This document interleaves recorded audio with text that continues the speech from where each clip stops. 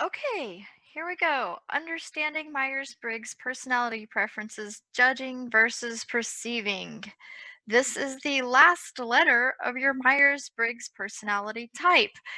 If you missed the videos going over the first three letters, you might want to go back and catch up on those. Okay, I want to start by looking at this slide again. And I just want to kind of point out Um, here in the middle, the green strip where we have the sensing versus intuition, that is called perception. So that is your these are your perceiving methods. So and everybody's using both. Everybody is sensing, everybody is using intuition. And remember that sensing, that's what you're picking up from around your environment using your five senses. And intuition is your mind just kind of going out and using its abstract thinking processes. And this is how you're getting information into the world, or into your mind is what I mean by that. So that's your perception. And notice this blue line here is called judgment because feeling and thinking are your judgment processes. So you're either, once you get the information from your perceiving processes into your mind, then you're going to be using your judgment processes to make a decision about that thing or person or whatever it is. And you could use feeling, that's how you value things. Feeling can also be like our intuition or like gut feeling. Sometimes people have a feeling about something where they'll use that to make a judgment, but they don't really have a reason for it. That still could be feeling. And thinking, that's where you've looked at the facts, you've analyzed it, and your logic points to this or that. That is your thinking method. And both the feeling and thinking are ways that we make judgments about something. Now, the interesting thing here is that your perception and judgment, those two processes, one of those processes is going to be dominant. And that's where we get our last letter, the P or J. Do you prefer to use is your dominant method your perceiving method, or is it your judging method? So which one for you is the most dominant method to use? And everybody should be using both. If you use all perception and no judgment, you won't have opinions about things. You won't be very organized. So if you're just perceiving, and all the information's in, you need a way to organize that information uh, into something useful, and that's your judgment method. But then if you are using too much judgment method and not taking in enough information from your perceiving method, this is bad too, because then you're making judgments and they're not going to be very good judgments if you don't have a good, strong perception to back that judgment up. So as an introduction to the J versus P preference, this is a little cartoon I pulled off the internet there. So here you have a J person, like glad that's finished. They want to get everything finished, done, and finalized. That's the typical personality of someone who prefers the judging method. And somebody who prefers the perceiving method are going to be a little more relaxed. They're like, I've got plenty of time. And we're just going to go back one slide again here to just say here that you remember you could be either an N or an N or an S. And if one of these two, doesn't matter which one, if either sensing or intuition is your dominant uh, uh, per, personality preference, then you will be a P, a perceiver. Well, let me take that back. If it is the dominant personality preference you use with the outside world, then you'll be a P. If your dominant preference is either F or T, feeling or thinking, and it doesn't matter which one, then you will be a J.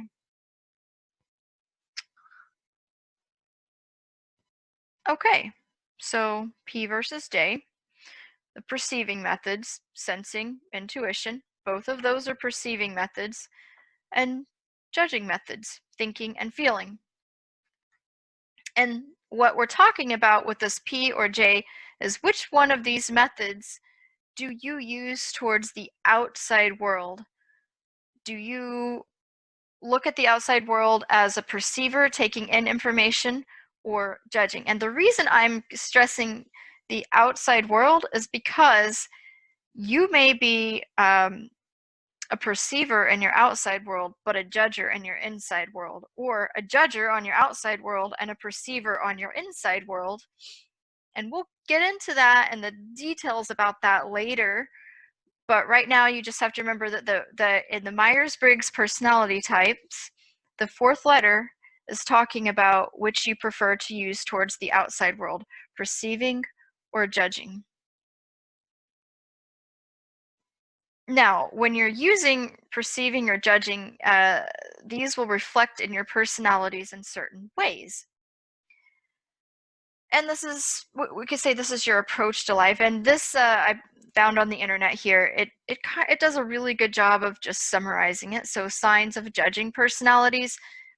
Now, let me first say that these are general. You may be a perceiving personality and have some judging characteristics, or be a judging personality and have some perceiving characteristics. So this is not saying that you're gonna fit every single thing on this list, but let's look at this one. Says organized. Okay, quick to make decisions. They follow the rules. Judging people personalities can be stubborn. They don't like to change plans. They look for closure. They like things finished.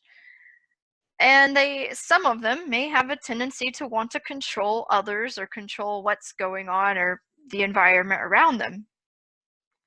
Signs of perceiving personalities: they can be spontaneous, easygoing, and relaxed. They may have a disregard for rules. As a perceiving person, I will tell you, if they think the rules don't make sense, they're less likely to follow them. We'll talk a little more about that in a minute. Open to new changes. Perceiving people are very adaptable. When something changes, they can adjust a lot more quickly than a J person. At least this has been my experience with both kinds. They have a tendency to be disorganized, and they can procrastinate a lot. That's the sign of a perceiver.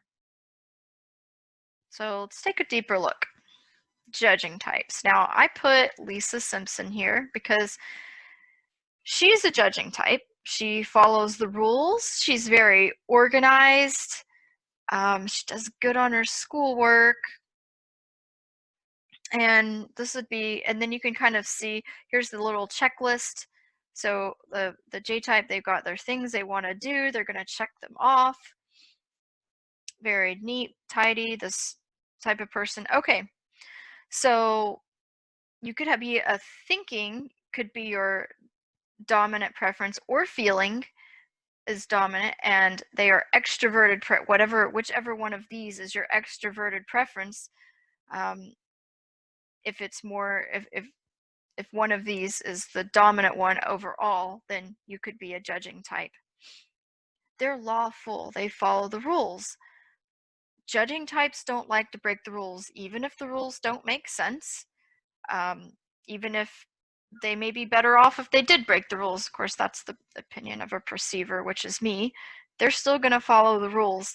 For a perceiver, this can actually be a little bit annoying sometime with judging types. They have strong opinions on things because that's what judging types do. They're taking the information they're getting from the outside world and taking that and making a judgment on it. Like, okay, I see all this and I'm going to decide this. Which is why it's very important for judging types to have a strong perceiving auxiliary process. It's a secondary process to back up their judgment. Now, that process can either be, it could be sensing or intuition, and it doesn't matter which one, but they need to have one of those to be strong enough to help them make good judgments. They like sticking to plans and they like knowing things ahead of time. So once a judging person has a plan, they don't like to change it. So if they're, we're a perceiving person, it doesn't bother them. Like, sure, let's change the plans. Like, they're not, a perceiving person will be less, um, I don't know, just less committed to a plan or an idea than a judging person will be.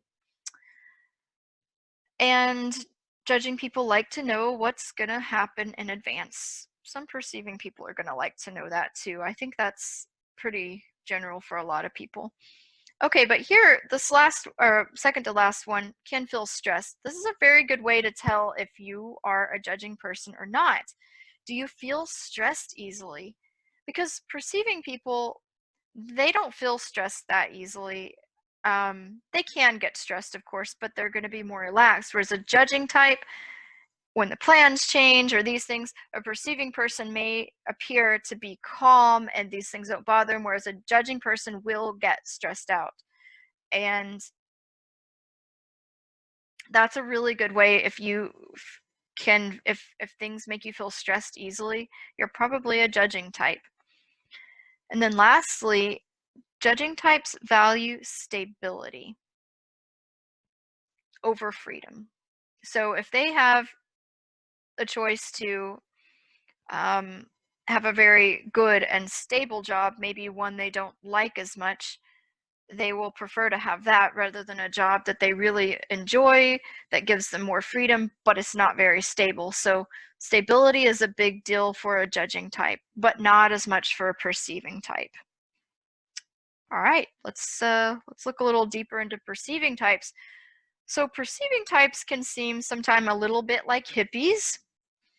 They're just easygoing, nothing bothers them. I always think of SpongeBob because no matter what, he just goes with the flow. He's easygoing, things don't bother him. And then, a bad example of a judging type might be Squidward. You got Squidward and SpongeBob, and that contrast there. So, a perceiving type, your uh, dominant process is either going to be sensing or intuition, because those are the perceiving processes. And that's okay, not your dominant process, but your dominant extroverted process. So, whatever process you extrovert, that's dominant. I'm going to talk more about that later, but this is your dominant process you're using toward the outside world. And if that is sensing or intuition, you're a perceiving type. Now, perceiving types don't usually have strong opinions. They may seem like they're just okay with most things. Things don't really bother them as much. They break the rules when the rules don't make sense. Because to a perceiving person, they they might see the rules, but that's like, but if the rules aren't doing anything, then why should we follow them? And that is just the attitude more perceiving people are going to have. They're going to take in information and their judgment will be a little different than a judging type's. Um, they're good at adapting to changes or easygoing. So adaptability is a big deal for perceiving types. If they move to a new place, they'll adapt more quickly, or even to things that are like having a breakup or major life changes. Perceiving people are able to move on more quickly. This is what I've observed with people than a judging type. And they value freedom over stability. So a lot of times, if you see somebody that's just a free spirit, they don't have a maybe they're freelancers, they don't do a steady job, um, they want to kind of go do their own thing, even if that is going to make less money than if they were to go get a stable job. These people could likely be perceivers. And here's some little cartoons here. Okay, the first one I'll just say this is a typical something a perceiving type would do. She's tired. She comes in, looks clothes all over the bed. A judging type would be more likely to go, "Oh my gosh, there's clothes on the bed. I need to go hang these up." That's more of a J type, but a P type is like, "I'm tired. I'm just going to go to sleep." You know, why does it matter if these clothes are here? Because they don't make as much of a judgment about that. They just might take a nap. And here you've got a J. "Can you have an opinion about something?" And the P is like, "I'm okay with everything." So the P types are just a lot more easygoing. They're just okay with everything. And J types, they like to have some, I'm this or I'm that. They're going to make a decision about something, where P types are like, I need more information. I need more and more and more information. And they're very slow to make judgments about things, which can be good and it can be bad. This is a little graph here that shows and of course, this is, like I said, these are all general. You're going to find that sometimes, like, it's not saying that a P person won't do this work schedule, because I guarantee you there are many type Ps who do hold down jobs and do work the schedule. But if given their preference, I'd say most P type people, perceiving people, will like to work, take a break, work, take a break, work, take a break, but they're going to keep going. Um, and this says till 5 p.m., but they may actually just they may keep going on. A type P person may be still doing work at 8 p.m. They may be doing work at 9 p.m. They work later into the night, but they'll take more breaks during the day. This is typical P person behavior, whereas J people like to work and then play, and those like to be separate things, whereas P's like them more mixed. And we have about 50-50. Half the people are judgers, half are perceivers. There's not a big discrepancy there. And now let's talk about where you are. So where are you on this list? So like I always say, you want to kind of stay in the circle. Nobody wants to be way over here, over on the J side if you're far, far J, or you don't want to be too far P. I'm a P type myself, but I do use my J side as well, so I'm about right here. And you want to be balanced. You want to use judgment and perception together. That's what's going to give you the best of both worlds. And even if you're, as long as you're close to this line somewhere, you're going to be okay. Now, if you are way over on the J side, you're just way out there, you're going to be overly critical, overly judgmental. You won't adapt to change very well. So when a change comes up, you're going to, it may stress you out more. It's not going to, you're going to stress other people out by your being stressed out about it. And you don't want to be too far on the J side. Now, if you're too far on the P side, nobody can make plans with you because you're spontaneously going to change your plans before you ever get around to doing them. So you can't work. Your concentration is going to be a little bit poor if you're on the P, way off on the P side, because you're going to get distracted easily. And people may see someone way over on the P side as being flaky, and somebody way on the J side over here is being too critical. So these are things that just think about and try to work on keeping your judgment or perception balanced. It's always about balance. That's a very important thing. All right. So we have covered pretty much everything here. And of course, if you have questions about something, feel free to leave them in the comments, or just however you want to ask me. Okay. So the extroversion and introversion, that's the focus of your attention, the outer world and the inner world. The sensing and intuition, that's the input of the information. The thinking and feeling, that's your decision making process. And then we can say your judging and perceiving is kind of your lifestyle. So this is how you're going about life and what you're doing in your outside world. If you are going about life as a perceiver, or you're going about life as a judger. And neither of these, of course, are bad. There's not one that's better than the other.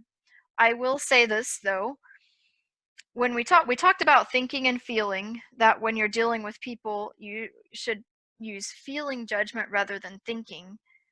And when you're dealing with people, you should also try to use a perceiving dominant method with people and the judging method secondarily. So when you're dealing with people, try to use a perceptive attitude toward them, especially with children. This will help, where you're trying to get the information in, you're trying to understand, you're trying to see from all sides, or do your best job to perceive and then make a judgment rather than being quick to make a judgment. So with people, it's better to use perceiving, but there are things where it's better to make quick decisions and where judgment is good.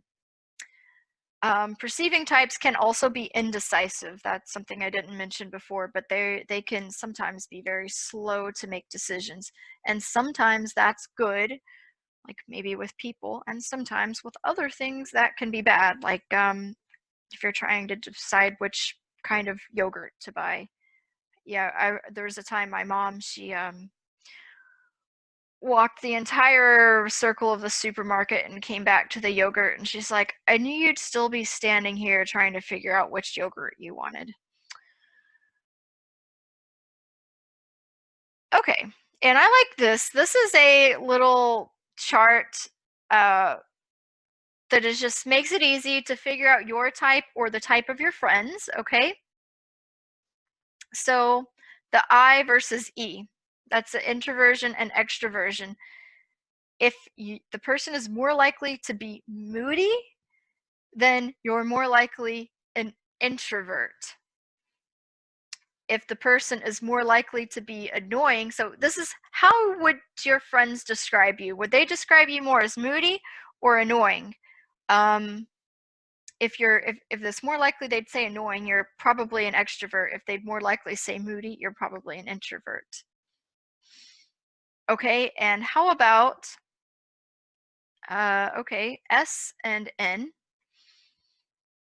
If somebody is more likely to describe you as superficial, you're probably an S. If somebody's more likely to describe you as a know-it-all, you're probably an N. Okay. And the next one, we got the F and T. So emo is kind of the bad side of F. If you're, on your bad side, you're a little bit more emo. Then we could say you're F. If you're a bit more cold, then that's more of a T thing. And then the last one, stressed or a hippie, which I think is just a great way to describe the P and J. And of all of these, I think this last one is definitely maybe the easiest one to identify and most accurate, at least for me. So a person that's easily stressed, that's going to be a J type, and this person that looks like they're just kind of a hippie and they don't seem to have a lot of opinions or caring about things, those are going to be your Ps. Okay. I'm just bringing up this website. This is, if you want to look more into this, you can go to the 16personalities.com, and it's got all the personality types listed here, and it's got little definitions for each one. I'm the mediator right here. That is me. And yeah, just take a look. It's a great resource. Your P or J. Now here, this is where it gets a little bit tricky, okay? Your P or J is also your dominant process if you are an extrovert, okay?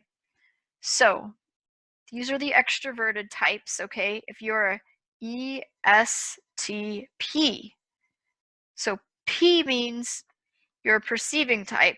So your perceiving element here is an S. So S is your dominant. This is going to be your dominant preferred method, or your dominant personality trait is going to be the S. Okay. So over here, if you're an ENFP, so we see that this is a perceiver. So we know to look at the perceiving spot, which is an N. So N is going to be your dominant trait. Now, if you're a ENFJ, so J means that you're a judging type. So we look at the judging method, which is F. F is a judging method. So their dominant trait is going to be an F. And if we look at this, ENTJ. So if it's a J, that's a judging method. So which one of these is that going to be for the dominant trait? It's going to be T, because T, thinking, is a judging process. So thinking is the dominant process for an ENTJ. And here you have ESTJ. So the dominant process then is going to be thinking again, because it's judging, so it's thinking. Okay, ENTP. Dominant process is going to be intuition, because that's a perceiving process. All right. If you have questions about that, it took me a while to grasp this, but let me go on to the next slide here, because here's the tricky part, okay? If your P or J is not your dominant process,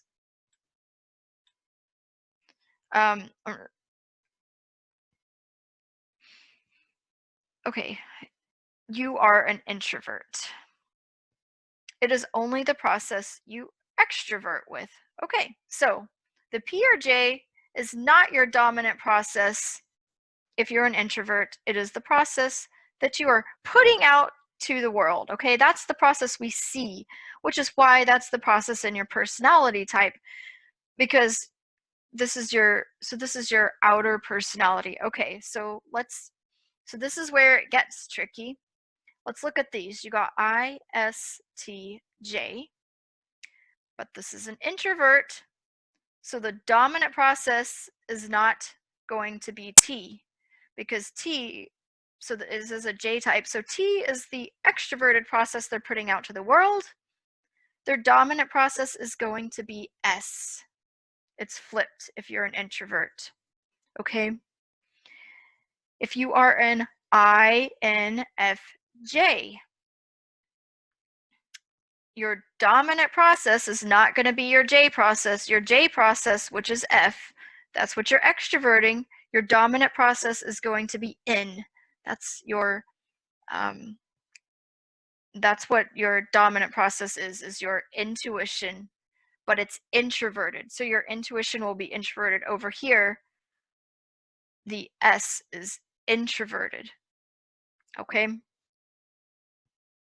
If you're an ISFP, so the P means perceiving, which is your perceiving will be an S. You're a perceptive S type. But the S, that's your extroverted. Your extroverted process, perceiving process is S. That's how you're acting toward the outside world. You're a perceiver to the outside world. Okay? But it's not your dominant process. If you're an introvert, your dominant process is going to be F, which is feeling, but it's introverted. So this is where it gets a little tricky. And I'm going to go in and try to make this more clear and explain it. So this is mine as INFP. Okay, so the meaning is, to the outside world, the P's are kind of like a hippie. So I'm very easygoing. I'm very adaptable. I don't seem to have a lot of opinions about everything, because I'm a perceiving person, and in for intuition. So That is intuition is what I'm using for the outside world, and that's the abstract thought and the think. Okay, but my dominant process then is F, and F is my dominant process, but it's introverted. So the outside world doesn't see my F side, but even though it's the strongest side that I have, it's working on the inside. All right. So let's just recap this again. If you are introverted and a type P, your dominant process is your preferred judging process. So that's kind of crazy, isn't it? So you're probably thinking, all right, I'm a P type, but actually inside, if you're introverted, you may be a P type to the outside world, and on the inside, you're a judging type. But there is a difference between extroverted judging and introverted judging. And I'm going to talk a little bit about that in a second. If you are introverted and type J, your dominant process is your introverted preferred perceiving process. Okay? And yes, I did misspell dominant. I put dominate. Sorry about that. I did not have time to correct it. Just ignore it. Okay. Anyway, typo there. But if you're a J type, you're introverted, but you're a type J, to the outside world, you are going to have all the J characteristics. You're not going to like to change. You're going to need to know all the plans, how you interact with people as J. But inside, you're going to be perceiving. So your perception, your sensing, or your intuition is turned inside. It's internal, and it's an introverted process. So that's what's interesting, is not only do we have the processes, so we have a perceiving process and a judging process, but these processes can be either extroverted or introverted, or at least mostly extroverted, mostly introverted. They're always somewhere in between. And I'm going to see if this kind of makes it a little bit more clear. Okay. When you interact with an introverted person, you're interacting with their auxiliary process. That's their second best process. That's the one you meet. So if you're talking with somebody who is an introvert, you're only interacting with that second best process. That's what's coming out on the outside. Only when important matters arise does the dominant process come out. So I'll give you an example. I'm a perceiving person. So most people that meet me will view me as a very easygoing person, somewhat of a hippie. Like, oh, she's definitely kind of a hippie, doesn't seem to have these strong opinions about things, until something that crosses my feeling judgment. When I feel strongly about something, then all of a sudden that side of me can come out if it's a very important matter. So I put a little illustration here to help you. This is an introverted P. And on the outside, you can see she's kind of a hippie. She's like, kind of take it easy. But on the inside, which this is just a thought bubble, but a meaning on the inside, there's a general on the inside running everything. This strict J program is running on the inside. Now, you take an introverted J type, and here she may be a school teacher or something, and she's very organized, straightforward, doesn't break the rules, all the J things. But on the inside, it's interesting because these J people, they have this internal hippie inside if they're introverted. So there's this kind of different process running on the inside of a J person. It's introverted. So anyway, I just hope this made it a little more clear. It definitely took me a few times going over this information myself before I really got the concept down. But I'm going to try to make it more clear here, and I got a few more slides that might help. So these I also some more pictures I pulled off the internet. But let's take this personality type and we're going to look at this, the INTJ, okay? They are introverted, so that's their dominant process is introversion. But what we see, so it's a J type, so that means the part that they're going to extrovert with is going to be the T, and their dominant process will be the N. So here you can see that this big bubble here, this intuition, that's the dominant process, but it's introverted. So their intellect, their intuition is pointed inward toward their inward thoughts, their inward everything that's going on in their mind and their head. And what's extroverted is their thinking. So the thinking is what you're going to see and deal with, and that's their extroverted part. Okay. And then they have, so these are the main two. That's the dominant, that's the auxiliary. And then you have the third and fourth here, the feeling judgment, that's introverted and it's weaker than the other two. And the sensing judgment is extroverted and it's also weaker than the other two. So when you see an INTJ, what you're going to see on the outside is thinking and sensing is what they're going to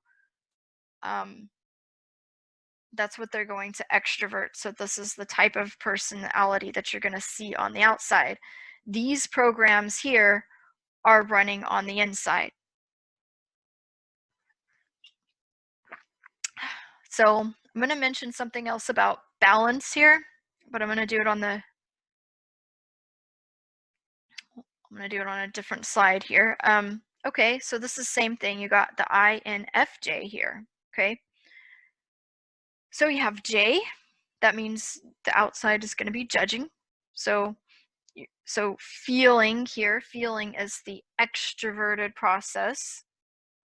And they also have sensing as an extroverted process.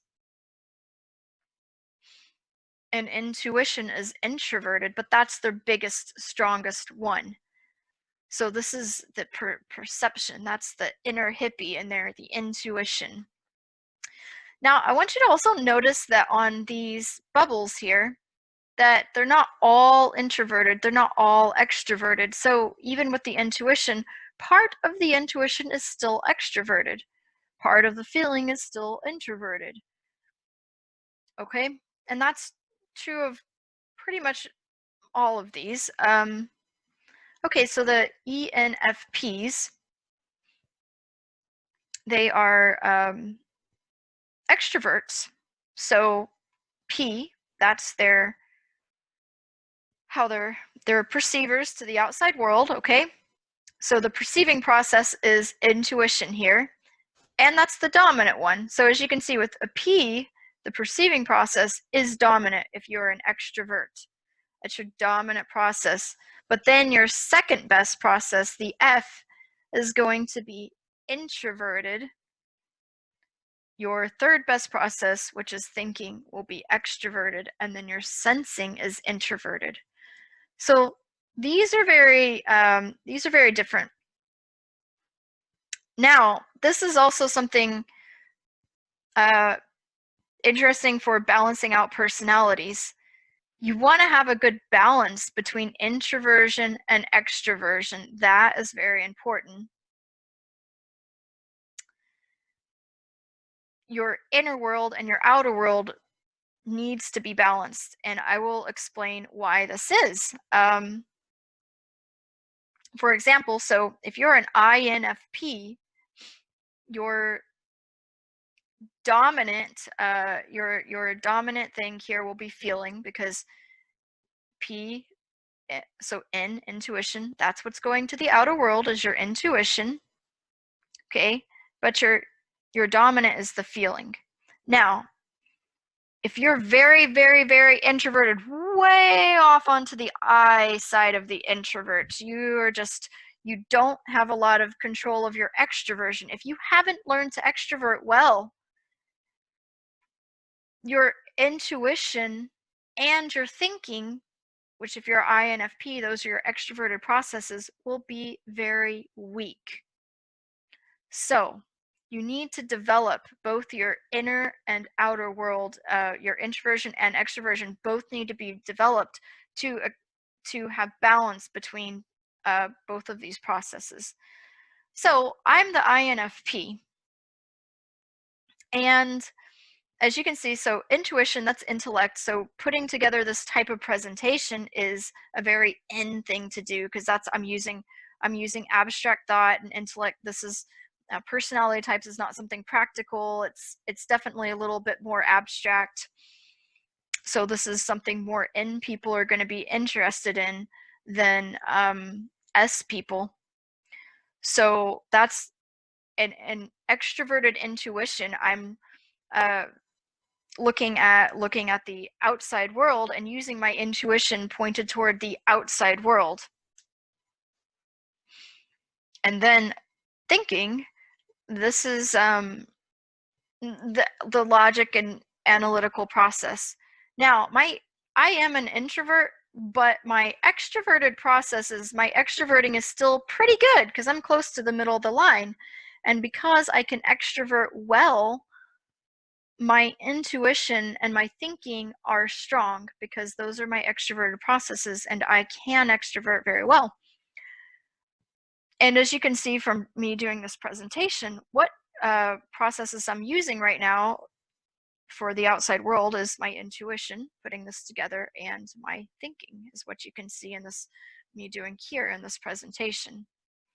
Okay, here we got an ENTP, which is the extroverted intuition, the introverted thinking, and extroverted feeling. I'm going to go back one to the INFJs. I just wanted to point out that they have intuition that is introverted. So their intuition, whereas my intuition is looking at everything on the outside world, and INFJ's intuition is introverted and they're using intuition on their inner world. So these people are going to be your people that are really good in stuff like metaphysics, often spiritual things. Their their inner worlds are colored by this intuition and intellect, and this characteristic can be considered one of the most. It's kind of the mystical trait, is what it's known to be. And I also want to point out that there's a difference between, so an INFP or any introverted perceptive type, they have that internal general. So the feeling process is a judging process. But there is a difference between introverted feeling and extroverted feeling. So introverted feeling is not placing judgment necessarily on others or the outside world.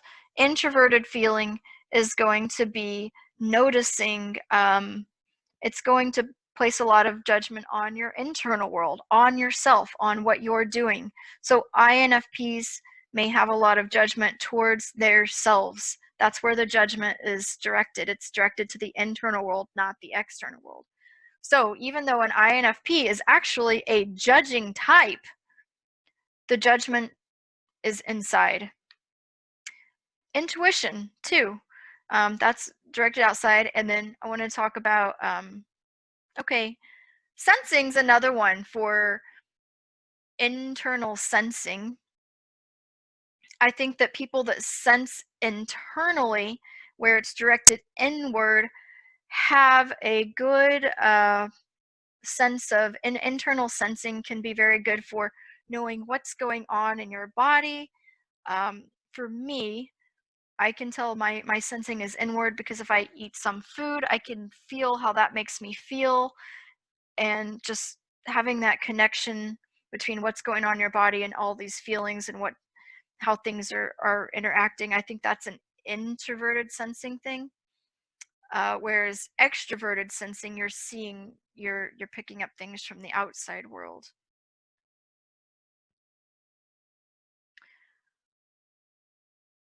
Okay, whereas the ESTPs, they're dominant sensors.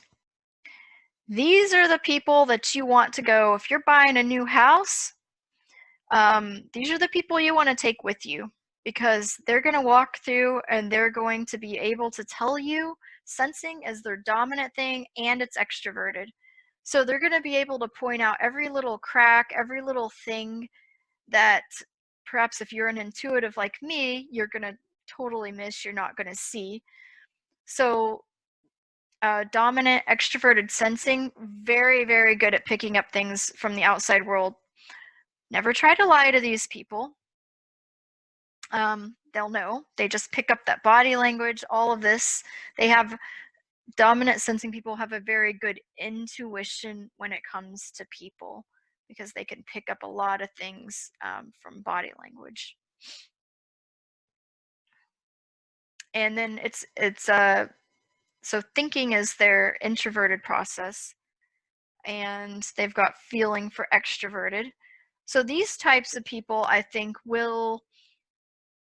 they may talk a lot about family and how they feel because their thinking is introverted, even though feeling is all the way down here at number 3. Um, and here we can see that the ESTP, the N, is introverted, and it is the fourth on the list of dominance here. So this is the inferior preference for them. So therefore, if you're trying to have, these people are not going to enjoy intellectual conversations as much as somebody who has the N in the first or second place. The ISTPs, so the thinking, is introverted. So I wanted to talk a minute about the difference between introverted and extroverted thinking. So extroverted thinking is looking at categorizing things in the outside world and finding the why of processes in the outside world, and it looks to use logic more on the outside, whereas thinking is also finding the whys to situations, but they're using the inside world. So they're categorizing concepts and ideas. That's the difference between extroverted and introverted thinking.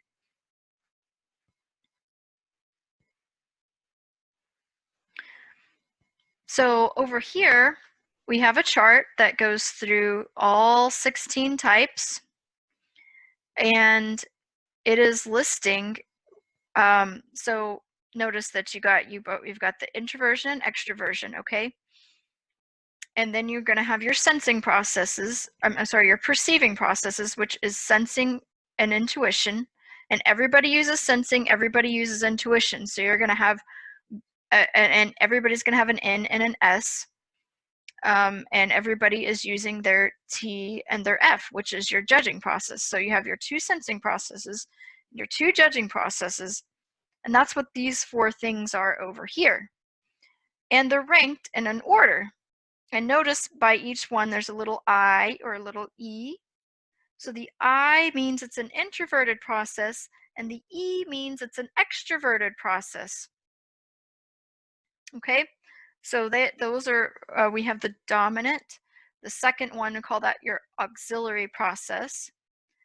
This is tertiary, which is an odd way to pronounce this word, but that's what it is. Inferior is the 4th one. Okay, so if you'll look here, if you have an INTJ, they have introverted intuition. That's their dominant one, but it's introverted. So they're extroverting with their thinking and their sensing. Now, how strong the thinking and sensing will be for this person right here depends on how well they can extrovert. They're naturally an introvert, so their intuition and their feeling will be introverted, but those should be those will be pretty good. Okay, so then we have here the INFJs, which is introverted intuition, which and extroverted feeling. Now, introverted intuition, that was the, I think I mentioned it before, that's kind of the mystical, say, property. If you have that characteristic, you have a good intuition, things just come to your mind. You kind of know things, you don't know where they come from. Feeling is also going to be your interest in how much you're interested in spiritual things. So these introverted intuition and extroverted feeling people, the INFJs, they're definitely a good personality type for people who enjoy metaphysics. So some of you watching this may be into that. Whereas like me, the INFP down here, I have introverted feeling. So and this is a thing too about introverted feelers. They don't express their feeling very well. It's very deep, it's all there, but an introverted feeler keeps their feelings inside. That's not to say that they don't have them. So I just want to say for all the people that have introverted feeling, the feelings are always there, but they don't come out to the surface. And extroverted intuition. So INFPs, actually, Catherine Briggs, who did this, she was the one that originally started the Myers Briggs, and her daughter uh, were INFP, and INFPs are the personality type that's probably going to be most interested in personality types because they've got introverted feeling. Okay, feeling means you're interested in people. Okay, but it's introverted, so it's also maybe what's going on inside of people. Your intuition is extroverted, so that's your intellect and your scientific things. So you're looking out at everybody's personalities and you're using that, you're extroverting your intuition to kind of classify and group people's personalities. So INFPs maybe are more interested in, they'll be definitely interested in stuff like psychology or personality types, as well as many other things. INFPs are also, they like to go into medicine, because also notice their introverted sensing. It's way down there, but they like to see, how different things are affecting the body, and they have that people interest, so they're interested in people.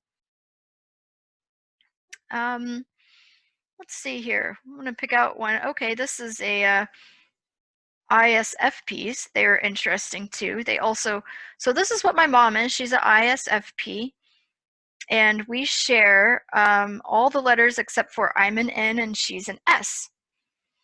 ISFPs are actually known as the most humble type of all of the personality types because they have a good sense of realism. From the S, they can see things very well. They have a good sense of realism, and their internal feeling, they're also looking in at themselves, and maybe there's a lot of criticism there as well. So these types always have to remember that your talents are more important than what you actually think that they are. Um, and these people also are the most compassionate towards animals. That's another thing the ISFPs are known for. Let's see. I think I might have talked a little about the INTP. These people are going to be your best people at math, where they've got the extroverted intuition, but internal thinking, that's categorizing the concepts and the ideas, that's their highest point. So the INTPs, Einstein is an example of an INTP. They're definitely the best for that. But when you find your type, you can look on here and you can see how all your characteristics are, your traits are ranked, and if they're introverted or extroverted. And this is interesting because it makes it a little harder to tell your personality type. For example, I'm an extroverted intuition and extroverted thinking, and my complete opposite personality type, which would be an ESTJ, is also in extroverted thinking and extroverted intuition. And these two types sometimes can even seem a little similar on the outside. That's why you really have to look into people and get to know them to find their personality type. And if you are, for example, you may be more like, especially if you're extroverted, okay, um, you may be more familiar with the processes that you're extroverting than the processes that you're introverting. So, for example, if you are a ENFJ, you're extroverting your feeling, you're extroverting your sensing, but your dominant, your not dominant, but your auxiliary process may actually be introverted intuition, but it's not the part of you that you extrovert. So this is another reason why maybe if you're having trouble deciding if you are an N or an S, you might try to think, what is your inner world? What's going on?